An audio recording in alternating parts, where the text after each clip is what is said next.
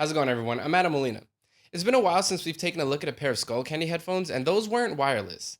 The new Grind Wireless are, as the name implies, a Bluetooth version of their wired Grind headphones. Now, I haven't had a great experience with Skullcandy headphones in the past, but a lot of people seem to like them, including my dad. So I figured I'd give them a fresh look. And to be completely honest, if you've ever seen or purchased a pair of Skullcandy headphones before, you'll recognize the familiar packaging. In the box, you'll get the headphones, along with another small box with the name Skullcandy on it. In that box, there's a micro USB charging cable and a 3.5mm audio cable. Of course, you also get the instruction booklet and warranty information. The Grind Wireless look very similar to their wired predecessor. They're on-ear headphones rocking 40mm drivers that come in a few different color options. We're looking at the black and tan version here, but they do come in a bunch of other colors, including a gray and a plaid that's pretty nice. Even though these are pretty comfortable around the head, they're not too comfortable on your actual ears, especially after about an hour or two of listening, which is probably due to the lack of padding in the ear cups. The headband is easily adjustable, but there are no hinges to be found, which means that they don't fold. If you commute and rely on compact form factors that can be easily thrown in your bag, these might not be the ones for you. That said, they do seem to be pretty durable, and the headband is made out of metal, so I'm sure they can survive a backpack easily. Though the buttons function properly, they are made of a glossy plastic, which gives them a cheap feel that doesn't match the overall aesthetic of the headphones. Personally, I just wasn't feeling it. On the bottom of the ear cup is where you'll find the 3.5mm input and a micro USB input for charging. One design choice that Skullcandy made which I really enjoy is the minimal branding.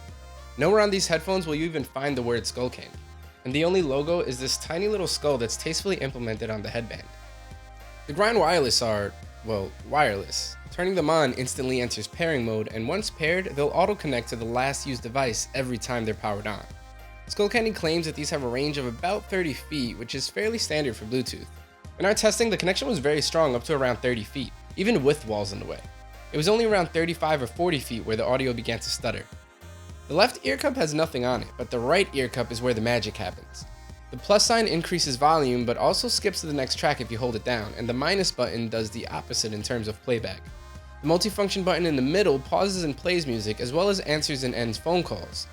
Call quality was okay, and while I was alone in a quiet house, they worked fine, but you probably wouldn't have the best experience if you're outdoors or in a crowded area. Skullcandy claims that at 75% volume, these headphones will last you around 12 hours of constant playback, and in our testing that was fairly accurate. It is worth mentioning that while most people will probably use this at 75% volume, we maxed it out for testing purposes. Our first run got us around 11 hours of playback, while the second run lasted more towards 11.5 hours. Even though they come with an audio cable, we did all of our testing wirelessly, since these are the wireless version of the Grind headphones. If you like bass, you'll enjoy these. It's not overpowering unless you turn it up to max volume, mainly because of how loud these get, but they're definitely bass heavy for a pair of on-ears. The low rumbling bass throughout Kids Keep Up by Childish Gambino did end up being slightly muddy, but it wasn't too bad overall. The mids are slightly warm, but songs like Buried in Detroit by Mike Posner benefit greatly from this. Background instruments weren't the cleanest, but vocals come through loud and clear with plenty of detail. As I mentioned before, these do get very loud, so more often than not, hi-hats and cymbals can be a little harsh, and the song overall definitely benefits from a slight volume adjustment. Still, they do a good job at rolling off at the top, and if it wasn't for how loud these get, I would have no complaints.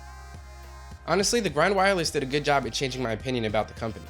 I mean, don't get me wrong, they're not the most amazing pair of headphones, but they're a solid pair of Bluetooth on-ears which are hard to come by nowadays. A lot of audio companies are focusing on giant over-ears or small wireless buds, and the on-ears tend to get overlooked. In fact, the last pair of on-ears that we reviewed here at SoundGuys were the AKG N60 NCs, and that was way back in February. And even though those sound great, they're also way more expensive. For under $100, it's hard not to recommend the Grind Wireless. We're giving them an 8.2 out of 10. And that's it for our review. Thanks for watching. If you want to know more about these headphones, make sure to check out the full written review over at SoundGuys.com. While you're here, give us a couple thumbs up. Let us know we're doing a good job. Also, subscribe to the YouTube channel if you haven't already, and sign up to our monthly newsletter so you can stay up to date with all the newest reviews and audio news here at SoundGuys. In that newsletter is also where we announce the winners to our monthly giveaways, so you might want to do that. Links to all of that down there in the description. I'm Adam Molina. I'll see you later.